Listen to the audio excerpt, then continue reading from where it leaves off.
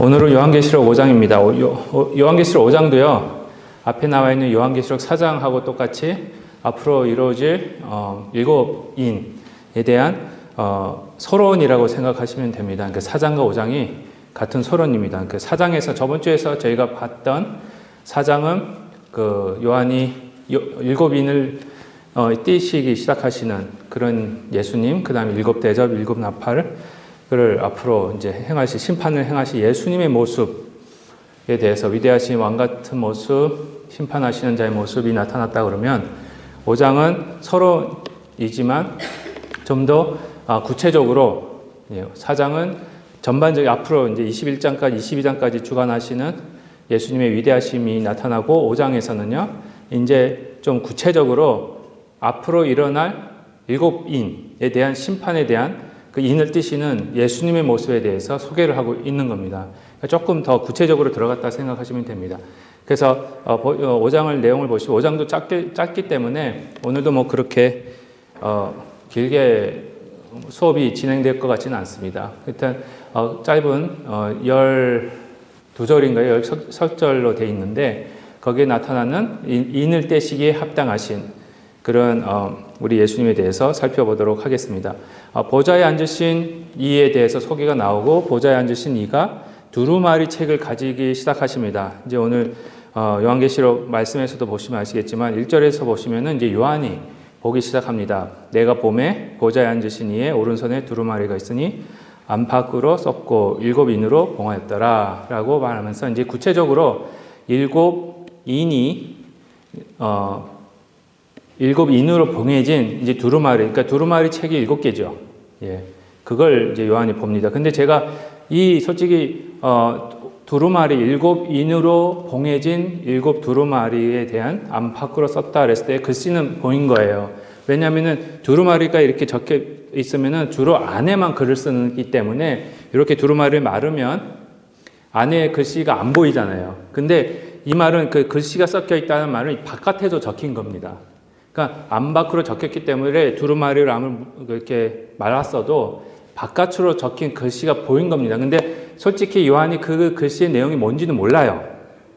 읽을 수는 없었습니다. 그때 당시에. 그러니까 인이 띄어져서 펼쳐지는 순간 거기 안에 있는 말씀들이 이제 나오기 시작하는데 인이 이렇게 펼쳐지기 오픈되기 전까지는 그 안에 어떤 말씀이 있는지 바깥에 어떤 말씀이 기록되어 있는지는 요한도 잘 몰랐던 그리고 그 어떤 사람도 모르고 오직 예수님만 아시는 그런 모습이 나오고 있습니다. 근데 이 모습이요, 오른손에 예수님의 오른손에 여기서는 이제 보좌에 앉으신 이의 오른손에 적혀 있는 것, 들려져 있는 두루마리, 그게 안팎으로 글씨가 적혀 있는 두루마리, 그리고 인으로 봉해져 있는 두루마리, 이 내용이 요한계시록에 처음 나온 내용은 아닙니다.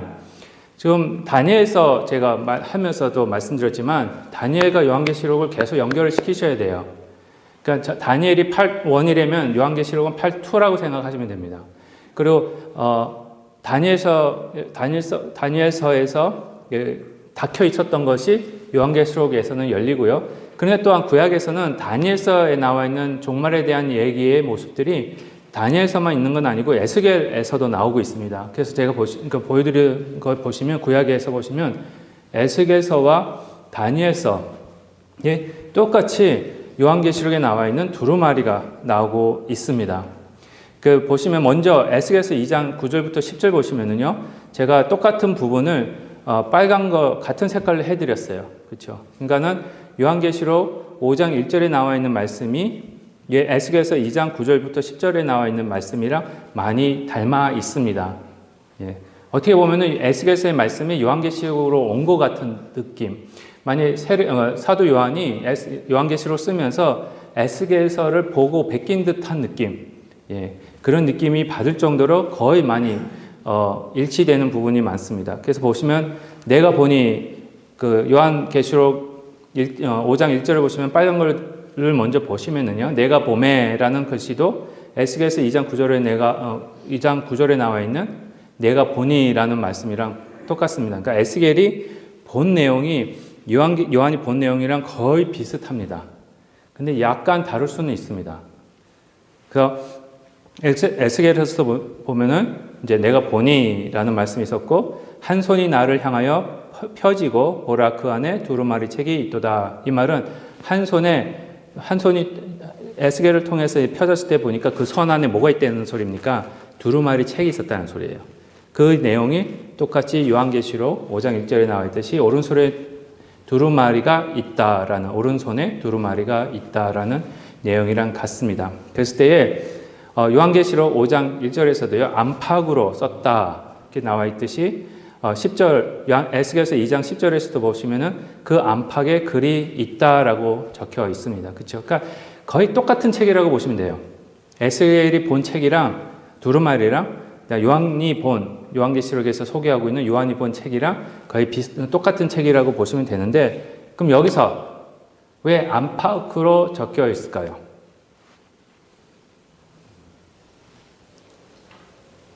왜 안팎으로, 안에만 주로 책을 딱 닫으면 안에 내용이 안 보이잖아요. 왜냐면 책 표지에는 글을 안 적으니까 제목만 있지, 제목이랑 저자 이름만 있지 내용은 안 적혀 있거든요.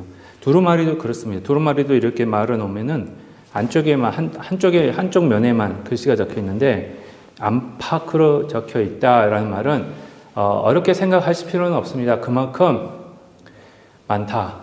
예. 우리 예수님이 하신 말씀이 많다는 거예요. 많이 적혀 있는 거예요. 그런데 솔직히 그러면 요한계시록에서는요, 그 7인으로 봉해진 7 두루마리의 내용이 뭐냐라는 거는 이제는 구체적으로 여기서는 안 나타납니다. 이제 6장에서부터는 이제 나타나는데, 근데 에스겔서 2장을 통해서는 저희가 짐작할 수는 있습니다. 왜냐하면 에스겔 2장에서 나온 두루마리 책이랑 요한계시록 5장 1절에서 나오는 소개되어지고 있는 두루마리 책이랑 같은 책이라면, 에스겔서 2장 10절에서는 그 내용이 어떤 내용인지를 소개하고 있기 때문에 그 내용을 보고는 요한계시록에 나와 있는 두루마리 7인으로 봉인된 그 두루마리 책 안에 어떤 내용이 있는지는 저희가 짐작할 수가 있는 겁니다. 그렇다면 에스겔 2장 10절에 보시면은 어떤 내용이 그 두루마리 책에 기록되어 있다고 설명하고 있습니까? 안팎에 글이 있는데 그 위에 뭐죠? 애가와 애곡과 재앙의 말. 굉장히 슬픈 이야기입니다. 예, 그 재앙의 말이에요. 다시 말씀드리면 심판의 내용입니다. 그러니까 그 심판이 선포되어질 때 애가와 애곡하는 모습이 나타날 수밖에 없다는 것을 알 수 있습니다. 그래서 봤을 때에 요한계시록 5장 1절에 나와 있는 이제 6장부터 나올 한인 하나하나 뜰 때마다 나타나는 이제 두루마리에서 나타나는 내용들이 있을 텐데, 그 내용들이 뭐냐 하면 바로 애가와 애곡과 심판의 말, 재앙의 말일 가능성이 많습니다. 그래서 그 관점에서 저희가 다음 주 제가 6장 한 장 하고 아마 한동안은 못할 것 한 9월 말까지는 못할 것 같은데 10월 달에나 들어가서 이제 7장 이제 7째, 두 번째 인, 세 번째 인 아마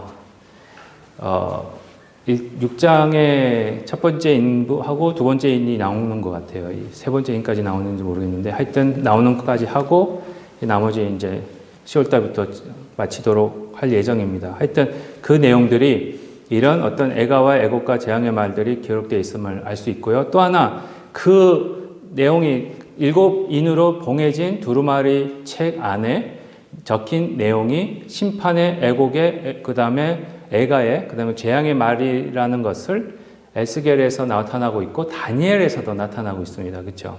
그래서 다니엘서 7장 10절을 보시면 심판을 베푸는데 그 책들이 펴 놓였더라 이렇게 얘기를 합니다. 빨간 걸로 제가 해드렸습니다. 그러니까 이 모든 빨간 것이 똑같은 책이에요.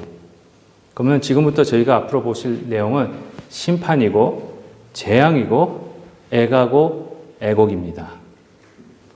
그래서 솔직히 예수 그리스도 없이 요한계시록을 보면은 굉장히 무서운 책입니다. 이거는. 근데 예수님 안에 계신 분들에게는 이 앞으로 나올 애가와 애곡과 재앙의 말과 심판의 말은 저희들에게는 복음입니다. 좋은 뉴스예요. 예, 왜냐 생각 한번 해보시면은 나중에 이제 출애굽기하고도 연결이 될 겁니다. 이제 10가지 재앙이랑 제가 7가지인 나중에 7인으로 봉인된 두루마리에 적힌 내용보다는 나중에 보시면은 7나팔, 7대접, 특별히 7대접인 것 같아요. 마지막에 굉장히 심해지는 심판, 재앙이 나옵니다. 그 내용들이 출애굽기에 나오는 10가지 재앙이랑 너무 비슷해요. 예. 그러니까 그거랑 저희가 한번 맞추면서 한번 볼 예정입니다. 그랬을 때 만약 그렇다면은 저희가 이스라엘 백성들이 애굽에 있는 이스라엘 백성들이 출애굽을 앞두고 있는 이스라엘 백성들이 하나님께서 모세와 아론을 보내셔서 10가지 재앙을 나타나게 하십니다. 그렇죠? 그때 같은 10가지 재앙을 보고 있지만 이스라엘이 바라봤던 10가지 재앙이랑 애굽 사람들이 바라봤던 10가지 재앙은 완전 의미가 다릅니다. 왜냐? 이스라엘 백성들은 그 10가지 재앙이 왜 베풀어진다고 이 애굽 땅에 벌어진다고 생각했겠습니까? 그 이유가 이스라엘 백성들을 구원하실 그렇죠? 하나님의 계획 때문에 이스라엘 백성들을 살리기 위한 그렇죠? 이스라엘 백성들을 살리기 위해서는 이스라엘 백성들의 적들을 파괴해야 되니까 심판해야 되니까 그 10가지 재앙이 내려오는 겁니다. 그래서 내려왔을 때 이스라엘 백성들에게는 그걸 바라보면서도 무서워하는 게 아니라 어떻게 보면은 하나님께 감사할 수 있고요. 희망이 있고 기쁨이 넘칠 수 있는 겁니다. 왜냐하면 조금만 있으면 저거 하나님이 내리시는 이유가 우리를 위한 거야. 우리를 살리기 위한 거야. 근데 애굽 사람들에게는요. 그거는 진짜 심판입니다. 지옥입니다. 그런 지옥이 없습니다. 예. 지옥은 바로 이겁니다. 예. 지옥이 어떻게 생겼을까? 불이 나고 그럴 수도 있죠. 근데 10가지 재앙을 쫙 보시면은요. 지옥이 이렇겠구나 라고 생각하시면 됩니다. 예. 그거는 이제 제가 안 갔다 와서 그냥 짐작할 뿐이죠. 예, 정확하게 말씀드릴 수는 없고, 예, 그래서 그렇습니다. 그래서 요한계시록 5장 1절 말씀을 에스겔서 2장과 다니엘서 7장과 비교를 해보면은 이미 이 요한계시록에 나와 있을 재앙의 내용들이 에스겔서와 다니엘서에 이미 소개되어져 있다는 거고요. 그 소개되어지는 이유가 뭐냐면은 앞으로 하나님 안에서 예수님 안에서 살아갈 사람들이 이 땅에서는 고난을 당하지만 환난을 당하나 기뻐할 수밖에 없는 이유가 바로 여기에 있다라는 겁니다. 앞으로 이제 심판의 내용들이 뭐냐면 눈에 보이는 강대국들과 눈에 보이는 옛 하늘과 옛 땅을 하나님이 이제 완전히 강대국을 심판하시고 옛 하늘과 옛 땅을 바꾸시는 부서뜨려야지 다시 새로 짓습니다. 여러분들도 아시잖아요. 만약에 건물이 곰팡이도 쓸고 그 안에서 그냥 있는 형태로 기둥이 다 썩어버렸어요. 그러면 거기다가 그 집을 수리하기 위해서는 수리하는 것으로는 부족하면 어떻게 됩니까? 완전히 다시 부수고 새로 지어야 돼요. 그 상황이에요. 지금 옛 하늘과 옛 땅이 죄로 가득 찼기 때문에 완전히 썩어졌기 때문에 하나님이 다시 부서뜨리시고 다시 세우시는 새 하늘과 새 땅이 되는 내용들이 바로 요한계시록의 내용들이라는 겁니다. 그걸 제가 하나하나 저희들이 살펴볼 예정입니다. 그리고 이 1장에서 보시면 두루마리가 있는데 두루마리로 나오고 또 어떤 때는 책으로도 나오는데 그 내용이 뭐냐? 심판의 내용인데 미래의 대환란 사건들을 담은 책이고요. 또 하나는 하나님의 심판과 구원 계획을 같이 담고 있다는 겁니다. 예수님 없는 자에게는 심판이지만 예수님을 믿는 자들에게는 그는 구원의 소식이라고 말씀드렸습니다. 마치 이스라엘 백성들이 출애굽하기를 기다리고 10가지 재앙을 받듯이 그렇죠? 예, 그런 내용입니다. 그렇기 때문에 요한계시록의 내용들이 비록 재앙의 말이긴 하지만 저희들에게는 이제는 예수님이 오신다. 우리를 구원해 주시기 위한 그는 이런 말씀들 재앙들을 내리시는 거다. 우리의 그 원수를 갚아주시는 우리 하나님의 예수님의 모습이다. 우리의 적인 악한 영들의 세력들을 물리치시고 그 악한 영들의 짐승을 쫓는 666의 숫자를 받은 자들을 심판하시는 그런 모습이다 라고 생각하시면 됩니다. 여기서 666이라는 말씀을 드렸지만 그 너무 깊게 아직은 생각하지 마십시오. 이제 666 나오면 또 설명해 드릴 겁니다. 예. 어렵게 생각하실 건 없습니다. 너무 거기에 대해서 666을 받지 말라 해야 되는데 받아야 어떻게 나타날까? 예. 그런 거 이제 아직 생각하지 마십시오. 그때 가면 다 저희들이 한번 다룰 예정입니다. 예. 그래서 두루마리를 펼 수 있는 자가 소개가 됩니다. 이랬을 때에 두루마리 내용을 확인을 해야 되잖아요. 근데 다니엘서에서는 제가 나중에서 한번 보여드리겠습니다. 일단은 요한계시록 5장 2절부터 3절, 4절을 한번 읽어보겠습니다. 같이 한번 제가 읽어드릴게요. 봄에 힘 있는 천사가 큰 음성으로 외치기를 누가 그 두루마리를 펴며 그 인을 떼기에 합당하냐 하나. 그렇죠? 이 땅 위에서 그 두루마리를 펼 수 있고 인을 뗄 수 있는 사람은 아무도 없습니다. 예. 하늘 위에나 땅 위에나 땅 아래에 능히 그 두루마리를 펴거나 보거나 할 자가 없도다. 여기서 이제 1세기 때 사람들이 우주 공간에 대한 개념이 여기 또 있습니다. 세계관이. 하늘 위, 땅 아래. 세 군데입니다. 네. 저희들도 뭐 그렇게 하는데 하늘 위에 하늘이 또 있잖아요. 그렇죠? 그래서 사도 바울도 3층 천 이렇게 얘기하는 세 번째 하늘 이렇게 얘기하는데 하늘 위에 또 있는 것들을 볼 수가 있습니다. 그리고 그 두루마리를 펴거나 보거나 하기에 합당한 자가 보이지 아니하기로 내가 크게 울었다 합니다. 그냥 굳건하게 닫혀 있는 겁니다. 어쩔 수 없습니다. 하나님이 그거를 그 펼 수 있는 자가 나타날 때까지 봉해라 명령하셨기 때문에 그렇습니다. 하나님 외에는 없습니다. 그 내용이요, 봉하다는 내용이 다니엘서에 나옵니다. 예. 다니엘서 12장 4절과 9절을 보시면은요, 다니엘서가 끝납니다. 12장에서 끝나죠. 다니엘서가 12장에서 끝나면서 하나님께서 다니엘에게 무슨 내용을 주시긴 주셨어요. 근데 구약에 있는 사람들은 그게 무슨 내용인지 몰라요. 예, 다니엘만 알고 있었겠죠. 왜냐하면 하나님이 여기 뭐라고 그러십니까? 4절에 보시면 다니엘아 마지막 때까지, 그렇죠? 요 기억하십시오. 마지막 때까지 이 말을 간수하고 이구를 어떻게 하라고 그랬죠? 봉합하라. 그래서 인을 찍어버린 거예요. 많은 사람들이 빨리 왕래하며 지식이 더하리라. 그거 9절에서는요. 그가 이르되 다니엘아 갈지어다. 이 말은 마지막 때까지 간수하고 어떻게 하라고요? 봉합할 것임이니라 라고 말씀을 하십니다. 이 봉합하다라는 게 이미 다니엘서에 하나님 막 주셔서 마지막 때, 이 마지막 때가 뭐냐면은 예수님의 초림부터 예수님의 재림, 그렇죠? 모든 걸 포함합니다. 구약에서 말씀하시는 마지막 때라 그런 거는 예수님의 초림이라고 말씀드렸습니다. 그러니까 예수님이 처음 이 땅에 오셨을 때부터 마지막 때는 종말은 시작된 겁니다. 그런데 그 종말이 언제 또 확실하게 다 끝나느냐? 예수님의 재림 때입니다. 그래서 예수님의 초림과 예수님의 재림을 다 포함하고 있는 것이 구약에서 보기에는 마지막 때예요.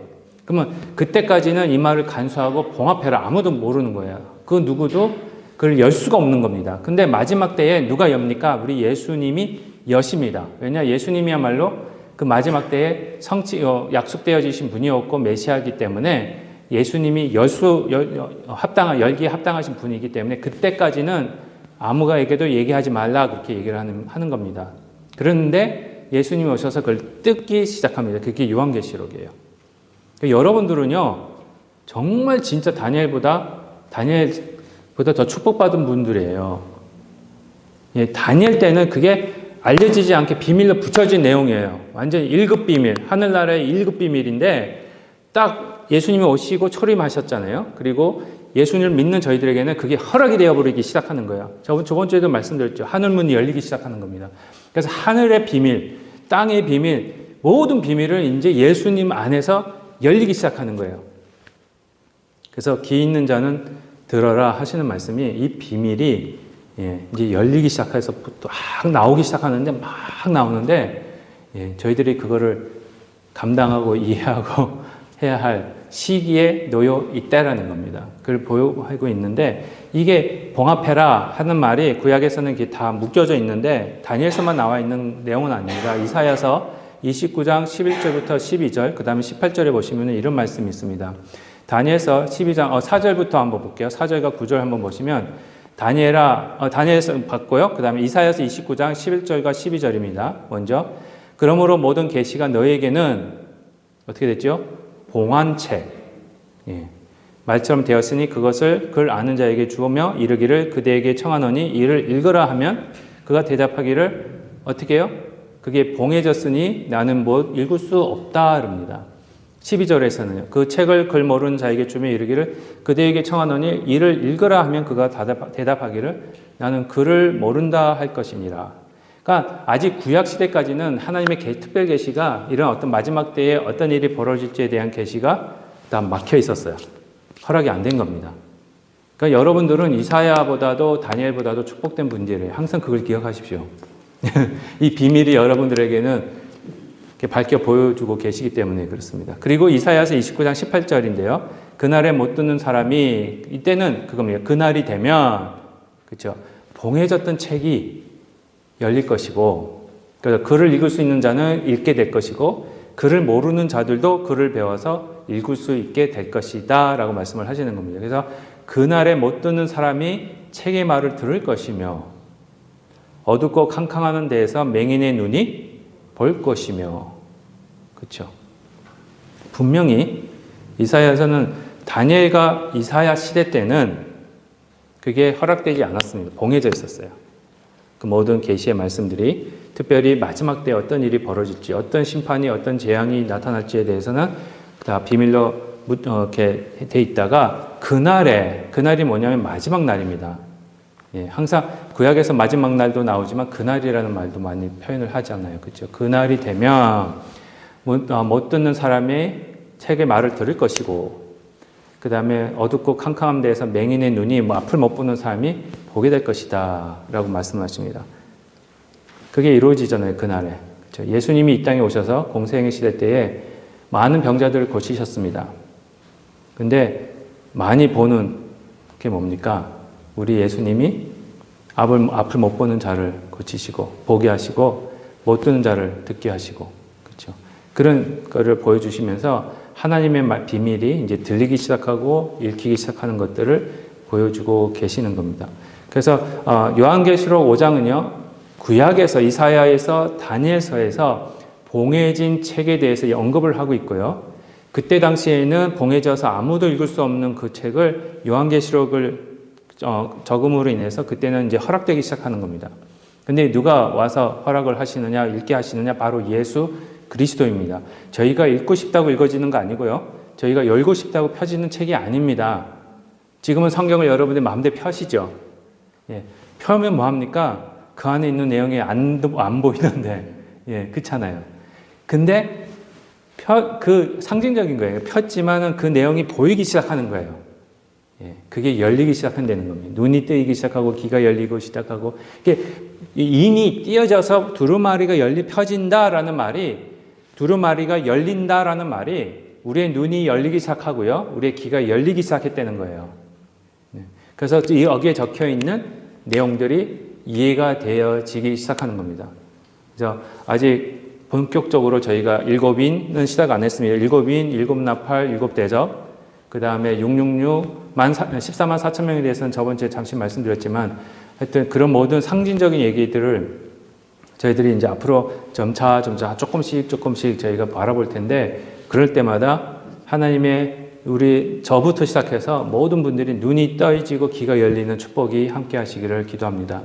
그래야 요한계시록을 올바로 해석할 수 있어요. 요즘 시대는요, 너무 이상한 해석이 많아요. 그렇다고 제가 정확하다는 건 아닙니다. 솔직히 저도 너무 부족하고 연약해서 솔직히 어떻게 보면 칼빈도 요한계시록은 주석을 안 썼어요. 예, 목사님도 아시다시피 그렇잖아요, 그렇죠? 칼빈 주석도 보면 요한계시록이 없어요.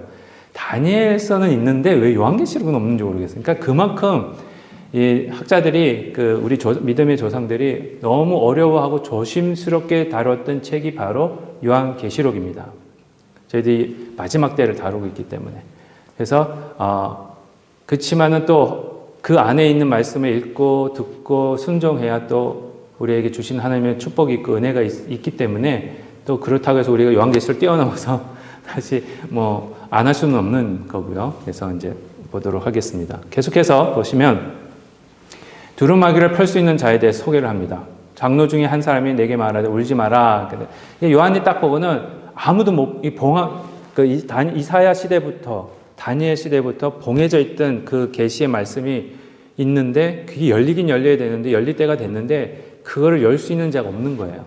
그래서 막 울고 있을 때에 유다 한 장로가 요한을 다 이렇게 격려를 하면서 울지 마라, 괜찮다 이러면서 유다 지파의 사자 다윗의 뿌리가 이겼으니, 그렇죠? 여기서 유다 지파 나옵니다.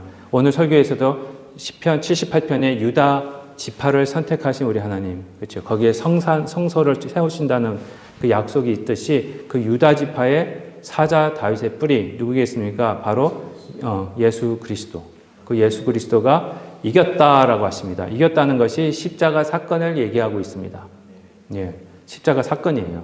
그래서 그 십자가 사건을 당하신 그 부활하신 우리 예수님이 그 두루마리와 7인을 떼실 것이다 라고 말씀을 하시는 겁니다.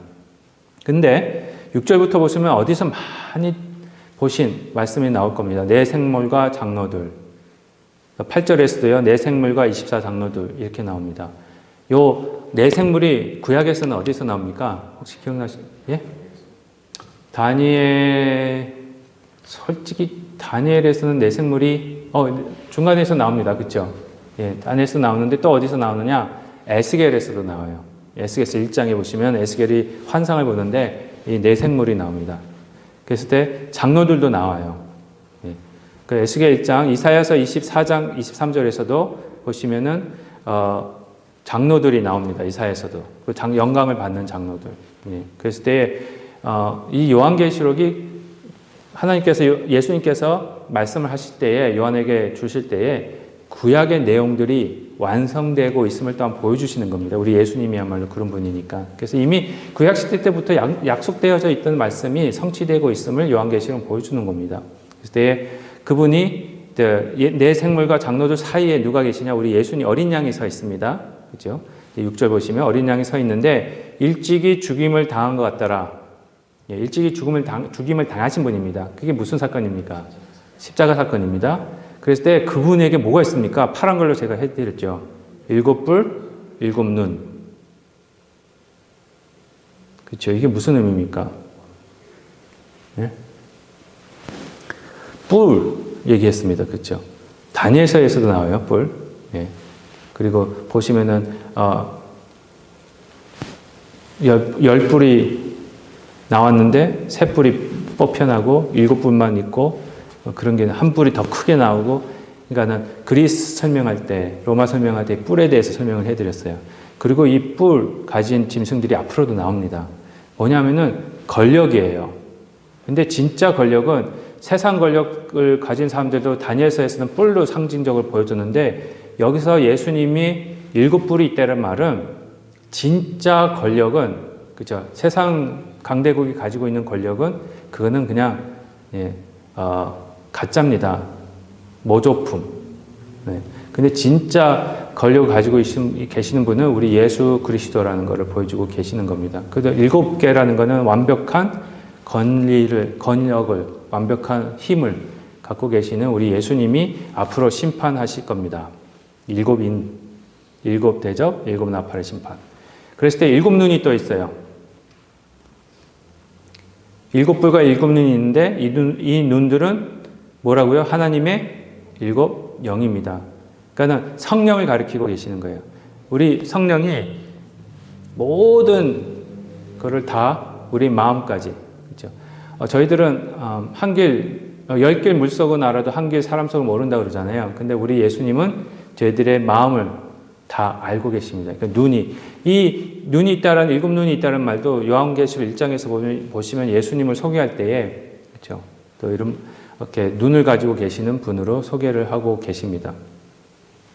그래서 24장로들, 내 생물들이 그 앞에 엎드려서 검은고를 치면서 7눈과 7뿔을 가지고 계신 위대하신 완벽한 힘과 권력과 심판을 행하실 수 있는 우리 예수님과 그런 모든 것을 아셔서 정당하게, 그렇죠? 공의로 심판하시는 우리 예수님의 모습을 여기서 소개를 하고 있습니다.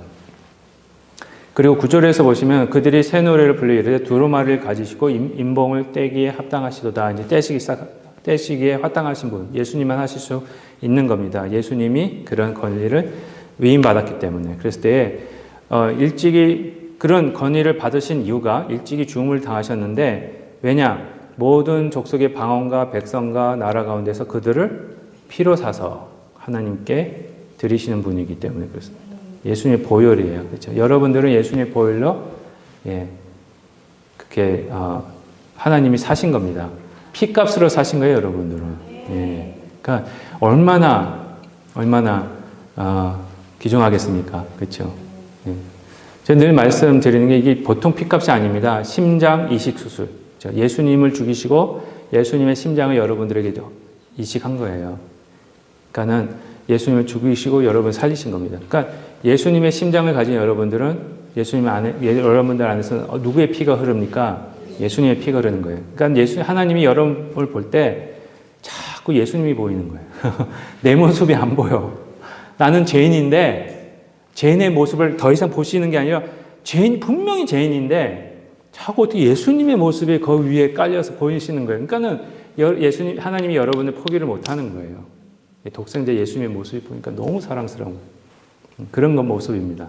그리고 그들로 하나님 앞에서 나라와 제사장들을 삼으셨으니, 그렇죠? 이 부분은 다음 슬라이드에서 약간 소개해 드리겠습니다. 너무나도 귀한 말씀입니다. 그래서 왕노릇하게 하셨습니다. 그랬을 때에 이제 12절, 13절, 14절이 이제 마지막 절인데 계속해서 이제 찬양을 하는 겁니다.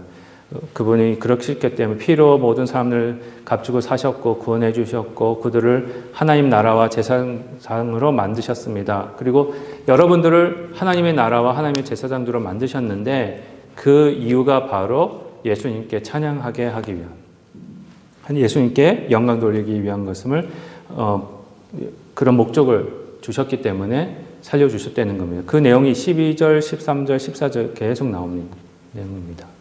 특별히 마지막으로 보실 때 그 하나님의 나라와 왕노릇 한다라는 것을 제가 다니엘서를 가지고 말씀을 드리겠습니다. 거기 보시면 요한계시록 5장 10절을 보시면 그들로 우리 하나님 앞에서, 그렇죠? 하나님 앞에서 하나님 나라로 만드신 겁니다. 예, 피로 사신 이유가 피로 사신 백성들을 하나님의 나라로 만드셨고요.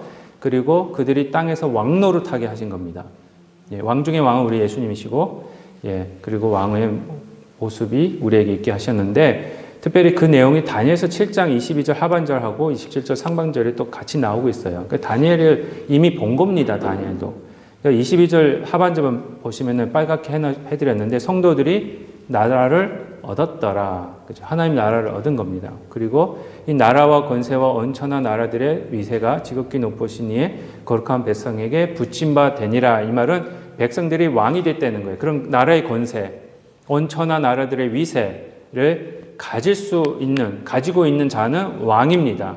그러니까 여기서는 하나님의 백성들이 왕이 되었다라고 말씀을 하시는 겁니다. 그래서 왕 같은 제사장이라는 모습이 요한계시록과 다니엘과 요한계시록에 나오는데 그 결론적으로는 그겁니다.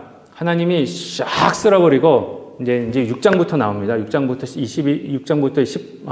20장까지는 심판을 통해서 세 가지 나팔 7 대접의 심판을 통해서 옛 하늘과 옛 땅을 싹 쓸어버리고 강대국들을 싹 쓸어버리고 악한 영들의 세력들을 쓸어버리고 이제 새 하늘과 새 땅이 시작되는데 그의 주인공이 누가 되냐면 우리 예수님이 되시고요. 그 예수님 안에서 예수님을 따라가는 여러분들을 거기에 왕 같은 제사장으로 세우신다는 겁니다. 그 나라의 주인이 되게 하시는 거예요. 예수님과 같이. 그 주인이 예수님이신데 분명히 사도 바울이 말씀하셨듯이 공동으로 유업을 받는 자들이 되는 겁니다. 예수님이 그 새로운 나라를 유업으로 받으실 때에 예수님 안에 있는 여러분들도 같이 그 유업을 같이 받는 거예요. 그냥 상속자, 공동으로 상속을 받는 자들이라고 말씀을 하신 겁니다. 그럼 뭘 받느냐? 바로 이겁니다. 하나님의 나라. 그래서 출애굽기 19장 6절에서도 이런 말씀이 있습니다. 너희가 내게 대하여 제사장 나라가 되고 거룩한 백성이 되리라.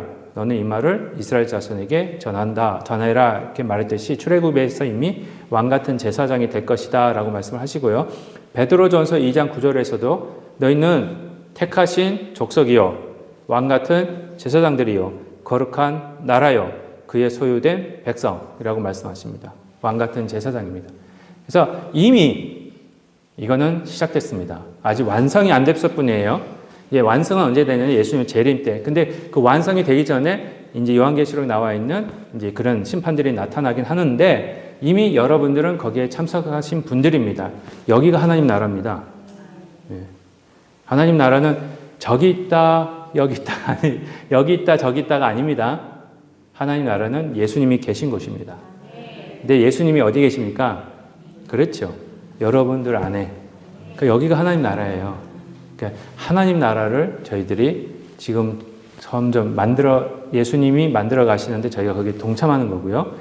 그래서 조금이지만, 완전하게는 저희들이 아니지만 그래도 조금이라도 그 하늘나라의 모습을 경험하는 겁니다. 저희 다 방금 교제 시간에 했습니다.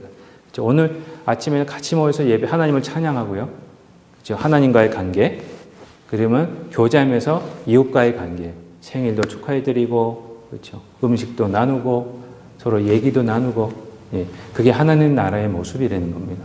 거기에는 그 모든 분들이 예수님을 믿는 자들은 다 참여할 수 있는 그런 모습들이 여기에 있음을 가르쳐 주고 계시는 겁니다. 그걸 이제 그걸 주도적으로 이끄는 것이 바로 교회의 모습입니다.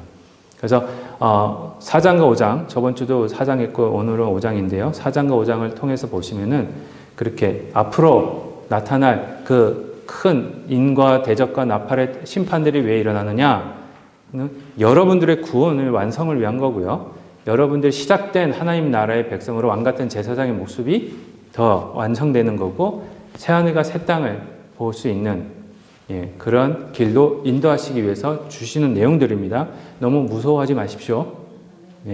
무서워하지 마시고, 그거는 저희들하고는 예수 믿는 사람들, 죄송합니다. 이런 말씀 드려서 죄송한데, 여기서 혹시라도 예수님하고 상관이 없는 분들은 무서워하셔야 됩니다. 그렇지만 모든 분들이 예수님을 구주로 영접하신 분들이라 저는 생각합니다. 믿습니다. 그래서 여러분들은 그걸 무서워하실 필요가 없습니다.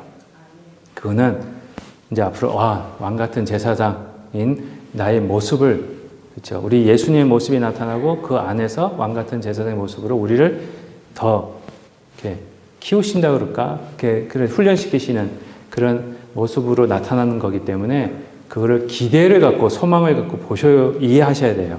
앞으로 나타나는 재앙들이. 우리에겐 재앙이 아니고요. 그거는 소망입니다. 요한계시록은 저에게 소망을 주시는 거기 때문에 그렇습니다. 그렇게 생각하시고 다음 주에 6장 얼마나 인을 몇 개 할지는 모르겠습니다. 제가.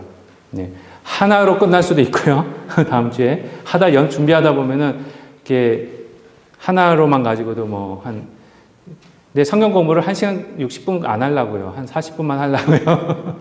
그래서 여러분, 40분 안에 이 하나인이 끝나면 하나만 할 수 있으면 하나만 하고, 2개를 할 수 있으면 2개 하고, 그런 식으로 나가도록 하겠습니다. 하여튼, 그렇게 하시고, 요한계시록 하는 동안 기도해 주시고, 같이, 나누는 그런 은혜의 시간이 됐으면 좋겠습니다.